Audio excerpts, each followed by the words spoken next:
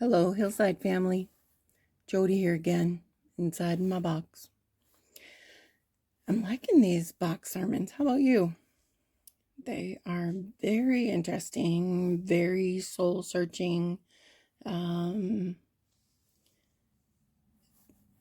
good. I like them. Thank you, Pastor Dan. Our digital age, technology, and entertainment. Often our technology is our entertainment. And what started out to be a very useful tool can now be what some people call a time suck.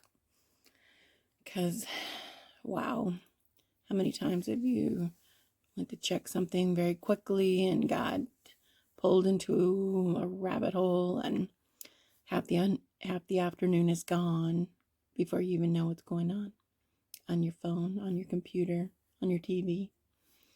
Our TVs can do almost as much as our phones. Our phones can do way more than our TVs, pretty much as our computers. We have so much technology at our fingertips right now. We can Google anything. We can listen to anything. Yeah, it is a wonderful tool, but it can be such a drain on our time. And it can definitely be a drain on our time with God, because before we know it, the day is gone and we think there's no time for God. Wonder what God thinks about that. Probably not very happy. Thank God for grace. Literally, thank God for grace. So, our boxes, our shelters, our support, our safe place. I like my box. How many of us have our boxes are our house, and that's where we go to hide?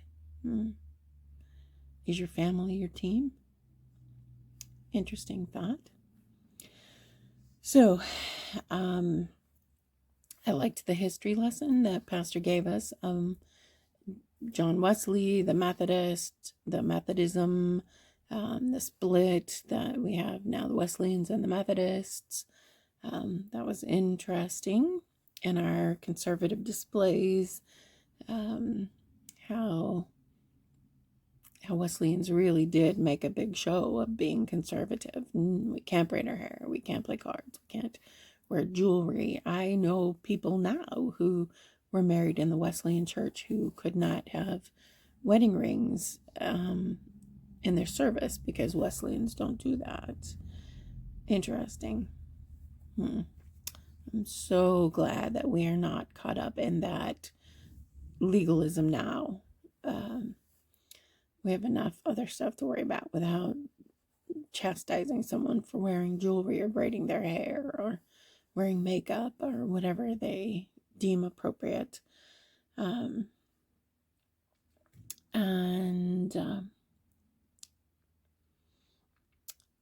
think the second set, the dangers for us that Pastor talked about, that things become sinful and dangerous without us even knowing it. And no one can tell us when to stop. It is up to us to lean on God to figure it out. I think that's where everything boils down, that your chosen path, your life choices need to be between you and God, and you find that example in His holy word. There's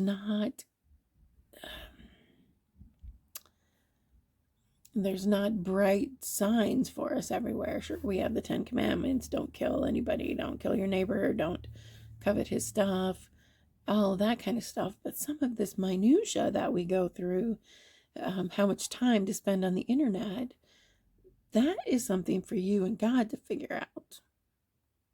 Yes. So think about that. I thought it was interesting that we can be entertained without being nourished. We need our nourishment, our spiritual, godly nourishment.